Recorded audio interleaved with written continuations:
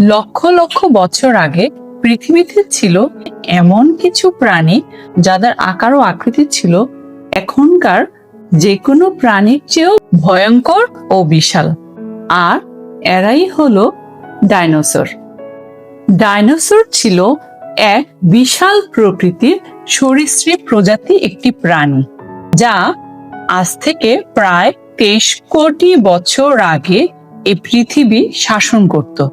অর্থাৎ মানুষেরও অনেক আগে থেকে এরা পৃথিবীতে শাসন করে বেড়াতো। এই ডাইনোসরদের সম্পর্কে আমাদের কৌতূহলের শেষ নেই।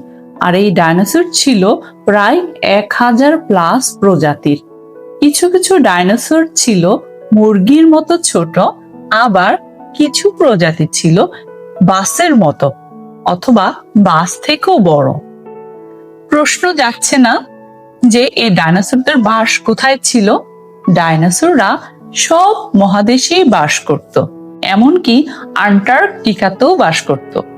এই ডাইনোসরদের খাবার ছিল এক একজনের এক এক রকম, অর্থাৎ এক এক প্রজাতি এক এক রকম খাওয়ার অভ্যাস ছিল। অর্থাৎ কেউ ছিল তৃণভোজী, আবার কেউ ছিল মাংসাশী, আবার কেউ কেউ ছিল উভয়ভোজী। সবচেয়ে বেশি ভয়ঙ্কর ছিল টি-রেক্স। টি-রেক্স মানে হলো টাইরানোসরাস রেক্স। আবার বলছি, টাইরানোসরাস রেক্স। বন্ধুরা, বলতে পারেন এমন কি হলো যে এই দানবীয় প্রাণীটি হঠাৎ বিলুপ্ত হয়ে গেল? হ্যাঁ, সেটাই বলছি। প্রায় 66 মিলিয়ন বছর আগে ঘটে যায় একটি মহাজাগতিক অ্যাস্টেরয়েড আঘাত করে এই পৃথিবীকে।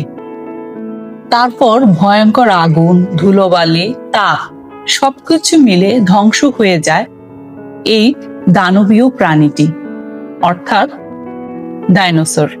সেই সাথে সাথে খাবারও কমে যায়, বিলুপ্তির পথে চলে যায় এই ডাইনোসর। আর এইভাবেই ডাইনোসরের যুগ শেষ হয়ে যায়। একটি মজার ব্যাপার শুনবেন? আপনার কি মনে হয় এখনো কি ডাইনোসরের বংশধর আছে? কি মনে হচ্ছে? হ্যাঁ, অনেক বিজ্ঞানীরা মনে করেন ডাইনোসরের বর্তমান প্রজাতি হলো আমাদের আকাশে উড়ে বেড়ায় পাখি। বন্ধুরা, এই ডাইনোসর এখন কি অবস্থায় আছে বলুন তো? আছে, তবে সবই হলো মাটির নিচে।